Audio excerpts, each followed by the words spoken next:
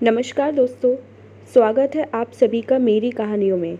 मैं हूँ शिखा और एक बार फिर से आपके लेकर आई हूँ एक नई कहानी और उम्मीद करती हूँ कि ये कहानी भी बाकी कहानियों की तरह आपको बेहद पसंद आएगी और अब पहले की तरह अपना प्यार और सपोर्ट मेरी वीडियोस पर बनाए रखेंगे। कहानी पसंद आए तो चैनल को सब्सक्राइब करना मत भूलिएगा। तो चलिए अपनी आज की कहानी शुरू करते हैं।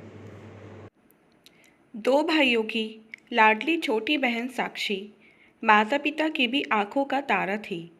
घर की आर्थिक स्थिति भी काफ़ी अच्छी थी, इसलिए उसकी हर मांग, हर फरमाइश मुंह से निकलते ही पूरी कर दी जाती। बचपन के संस्कार पक्के होते गए और धीरे धीरे वह ज़िद्दी, स्वयं को अति महत्वपूर्ण समझने वाली तथा कुछ स्वार्थी प्रवृत्ति की बनती जा रही थी। कभी कभी पिता उसकी माँ को कहते, लड़की को आखिर ससुराल जाना पड़ता है और वहाँ के वातावरण में स्वयं को एडजस्ट करना पड़ता है, समझौते करने पड़ते हैं।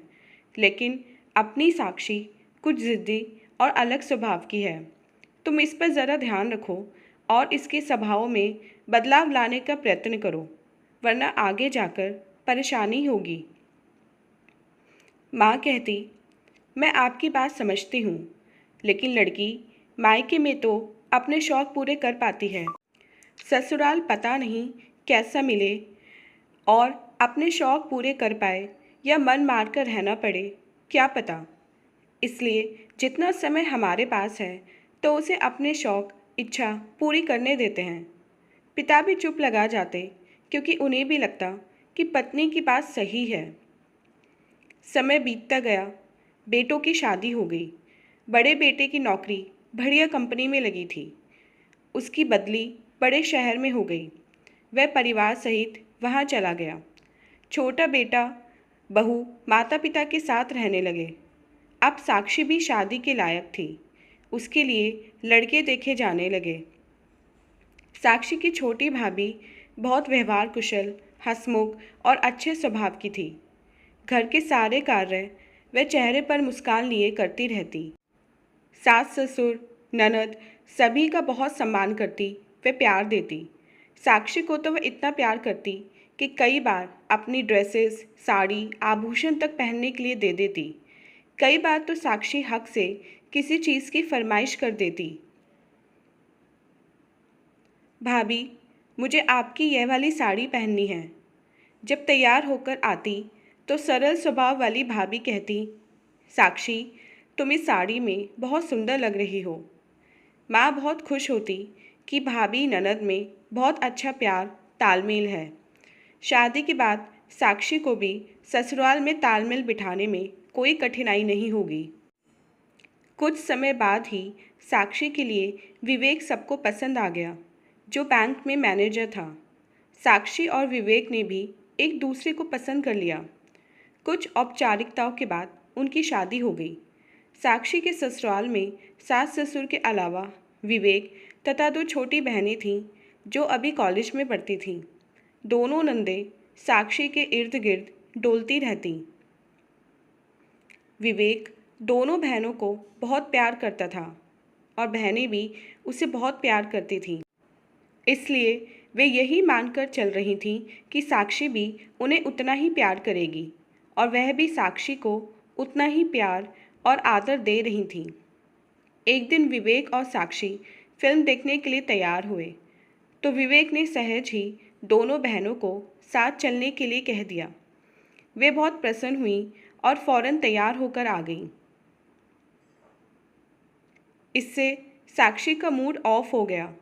वह फिल्म देखने तो चल पड़ी, लेकिन घर आने के बाद उसने विवेक से इस बात में बहुत बहस की कि बहनों को साथ में ले जाने की क्या ज़रूरत थी। अभी हमारी नई नई शादी हुई है, हमें एकांत चाहिए। उन्हें साथ ले जाना मतलब कबाब में हड्डी बनाना। विवेक को उसका इस प्रकार कहना बहुत बुरा लगा। क्या बहनों के बारे में इस प्रकार बोलना उचित है? कुछ देर की बहस के बाद विवेक चुप हो गया। उसने सोचा, बात आगे बढ़ाने से कुछ फ़ायदा नहीं। अभी साक्षी गुस्से में है, बाद में उसे समझा देगा। साक्षी की ससुराल की आर्थिक स्थिति उसके मायके जितनी मजबूत नहीं थी। इसलिए यहाँ सभी किफ़ायती थे। घर के कामों के लिए काम वाली बाई लगाई हुई थी, लेकिन खाना खुद ही बनाया जाता था। अब तक तो साक्षी की सास ही खाना बनाती थी, लेकिन अब वे उम्मीद करती थी कि रसोई का काम साक्षी संभाल ले और वे थोड़ा आराम कर लें। ज़िद्दी तथा मन मर्जी की मालिक साक्षी रसोई में जाती और थोड़ा सा काम करके ही बाहर निकल आती, यह कहकर कि मैं बहुत थक गई हूँ। पहले तो सास ने इसे हल्के में लिया, लेकिन बार बार ऐसा होने पर उन्होंने एक दिन साक्षी से कहा, साक्षी बेटा, तुम घर की बहू हो और बहू को घर की जिम्मेदारी उठानी पड़ती है। इसमें बुरा मानने जैसी वाली कोई बात नहीं है, क्योंकि औरत को अपनी गृहस्थी संभालनी ही पड़ती है। घर के कामों के लिए काम वाली तो लगी ही हुई है, सिर्फ खाना ही बनाना होता है, तो उसे बनाना में इस तरह का आलस करना, बहाने बनाना या काम से मुंह चुरा लेना अच्छी बात नहीं है। इसे अपनी जिम्मेदारी से किया करो। मुंह फट साक्षी फौरन बोली, मम्मी जी, आप दोनों बेटियों को भी तो बोलिए, मुझे रसोई में मदद करें। साक्षी का यूँ पलटकर जवाब देना सास को बुरा लगा, लेकिन प्रत्यक्ष में वह बोली, बेटियां अभी पढ़ाई कर रही हैं, उनके पास वक्त ही कहाँ होता है रसोई में काम करने का। जब उनकी पढ़ाई पूरी हो जाएगी तो वह भी आ जाया करेंगी मदद करने। साक्षी चिढ़कर वहाँ से चली गई। अब छोटी छोटी बातों को लेकर कभी वह एक ननद से उलझती थी और उसे कुछ सुना देती, तो कभी दूसरी को कुछ उल्टा सीधा बोल देती। उसके व्यवहार से सभी परेशान होने लगे। आखिर सास ने ही एक दिन विवेक को बिठाकर समझाया कि इस तरह कैसे चलेगा। साक्षी में परिपक्वता के स्थान पर बचकानापन, स्वार्थ तथा मनमानी करने की आदत थी। साक्षी का अच्छा मूड देखकर एक दिन पति ने उसे समझाने की कोशिश की कि वह अपने व्यवहार को अच्छा बनाए, मिलजुल कर प्रेम से रहे। वह माँ बाप का अकेला बेटा है और कभी अलग रहने की सोच भी नहीं सकता। साथ ही रहना है तो आपस में समझौता, सामंजस्य बिठाना बहुत ज़रूरी होता है। विवेक की बातों का भी उस पर कोई प्रभाव नहीं पड़ा, क्योंकि वह अपने आप को ही सही मानती थी। एक दिन उसने पति से कहा कि वह कुछ दिन के लिए मायके जाना चाहती है, थोड़ा सा रिलैक्स होना चाहती है। यहाँ के माहौल में वह स्वयं को असहज महसूस करने लगी है। पति ने साफ इनकार कर दिया, यह कहते हुए कि छोटी छोटी बातों पर तनाव लेना कहाँ की समझदारी है। साक्षी मायूस हो गई। इसी वातावरण में एक दिन उसकी ननद के साथ झड़प हो गई। सास ने भी ननद का साथ दिया तो साक्षी अपने कमरे में जाकर रोने लगी। पति ने बीच बचाव कर मामले को सुलझाया, लेकिन अब साक्षी जिद पर अड़ गई कि उसे मायके जाना है। उसने फौरन अटैची निकाली, 2-4 जोड़ी कपड़े उसमें रखे और पति के ऑफिस जाने के बाद रिक्शा बुलाया। सास ससुर नंदे हैरान परेशान पूछने लगे कि वे कहाँ जा रही है। वह गुस्से से बोली, अपने बेटे से पूछ लेना। 2 घंटे का सफ़र कर जब वह मायके पहुंची तो सभी हैरान रह गए। बिना खबर किए कैसे आ गई। वह फूट फूट कर रोने लगी और सारी बातें माँ को बताईं। माँ ने ढाढ़स बंधाया कि सब ठीक हो जाएगा, चिंता मत करो। माता पिता तथा साक्षी के भाई भाभी आपस में बैठकर समस्या पर बातचीत करने लगे। माँ तथा भाई का यह मानना था कि इस तरह से मायके आकर साक्षी ने गलती की है, उसे यह कदम नहीं उठाना चाहिए था।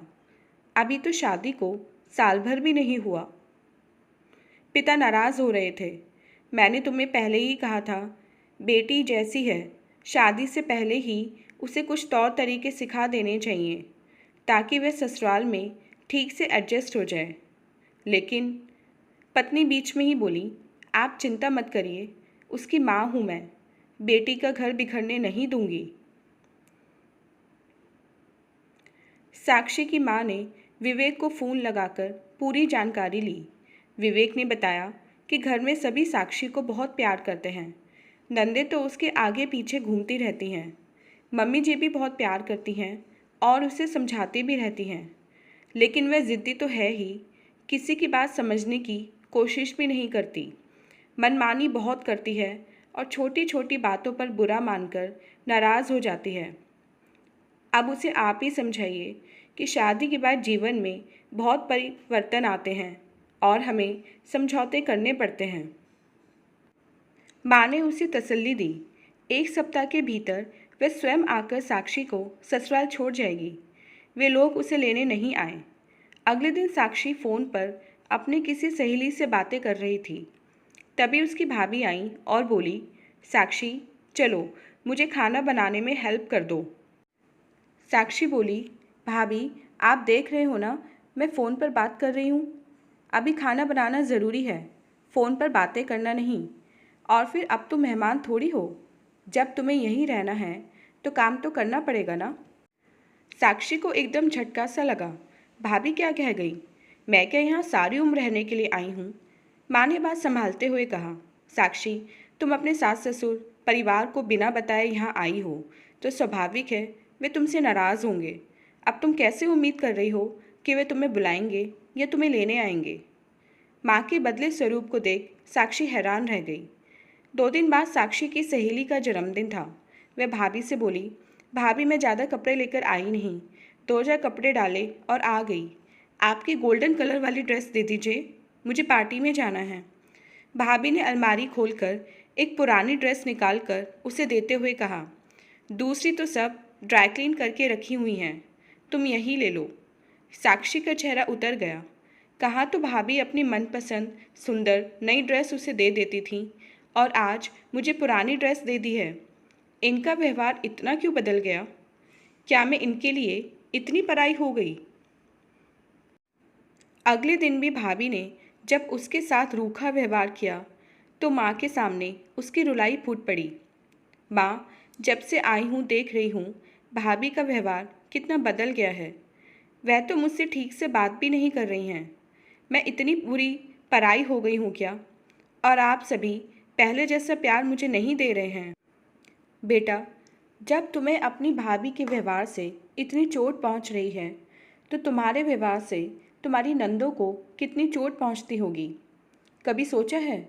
हम सबके अत्यधिक लाड से तुम अपनी जिद और मनमानी करती थीं। वह तुम्हारा मायका था, लेकिन यह सब ससुराल में नहीं चलता। वहाँ समझौते करके रहना पड़ता है। अगर हमें किसी से आदर, मान, प्यार, सहयोग चाहिए तो हमें पहले उन्हें देना पड़ता है।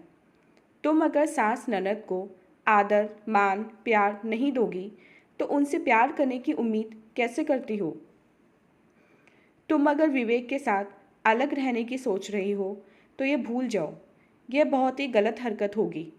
अगर तुम्हारे भाई भाभी हमें छोड़कर अलग हो गए तो हम दोनों का क्या हाल होगा? कभी सोचा है? अभी तो उन्हें 2 बेटियों की शादी करनी है, यह विवेक की भी जिम्मेदारी है। जीवन में छोटी मोटी समस्याएं तो आती ही रहती हैं। छोटी छोटी बातों पर इस तरह से परिवार की सदस्य से रोकना उचित नहीं है। वैवाहिक जीवन में समझौते तो करने ही पड़ते हैं। जिद और अहंकार से घर बर्बाद होते हैं। अगर सभी अपने किए की माफ़ी मांगकर समझदारी से सबके साथ मिलजुल कर रहेंगे तो वे लोग भी तुम्हें हाथों हाथ अपना लेंगे, तुम्हें माफ़ कर देंगे। अभी ज़्यादा देर नहीं हुई है। रात भर साक्षी के मन में विचारों का द्वंद्व चलता रहा। माँ की बातों में उसे सच्चाई नजर आई। उसे याद आने लगा कि विवेक ने तो उसे कभी भी डांटा तक नहीं है। जब भी वह कुछ गलत काम करती तो उसे प्यार से समझाता ही रहा, लेकिन वही अपनी मनमानी और जिद पर अड़ जाती थी। उसे अब अपनी गलती महसूस होने लगी थी। सवेरे उसने माँ से कह दिया कि वह ससुराल जाने के लिए तैयार है। अगले दिन उसका भाई उसे ससुराल छोड़ आया। वहाँ के परिवार के सदस्यों ने उसे हाथों हाथ अपना लिया। सास ने उसे गले लगा लिया और दोनों नंदे भी उसके पास आकर बोली, भाभी हम आपको बहुत मिस कर रहे थे।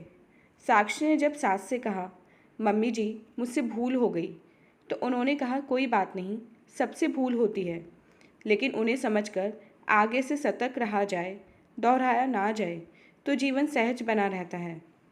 परिवार में फिर से खुशी की लहर दौड़ गई। तो दोस्तों, ये थी हमारी आज की कहानी। उम्मीद करते हुए कहानी आपको पसंद आई होगी। मिलते हैं अपनी वीडियो में इससे नेक्स्ट कहानी के साथ। तब तक के लिए आज्ञा दीजिए। धन्यवाद।